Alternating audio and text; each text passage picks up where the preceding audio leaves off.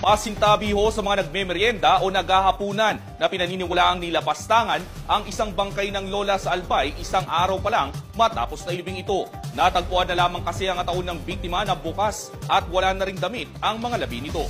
Balitang maabate mula kay Nilo del Carmen.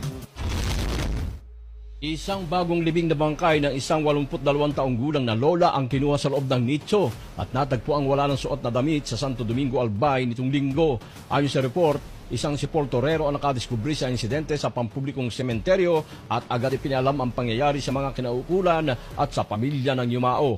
Ayon sa mga kaanak ng mga biktima, pumanaw ang kanilang lola noong February 6 at inilibing sa apartment type na nicho noong Sabado, February 15. Pero nitong linggo, nakita ang ataol mga 100 metro ang layo mula sa pinaglibingan.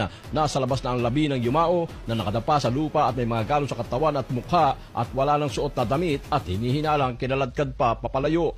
Agad nagsagawa ng investigasyon ang Santo Domingo Police at dinala ang labi sa punerarya para linisin at bago muling ililbing, hiniling ng pulisya sa Soko ang genital test sa bangkay para kumpirmahin kung may nangyaring paglapastangan. May suspect na sa krimen ang pulisya pero patuloy pa rin nangangalap ng mas malakas na ebidensya ang mga investigador laban dito at bukod sa CCTV footage sa mga lugar na pinagdaanan nito.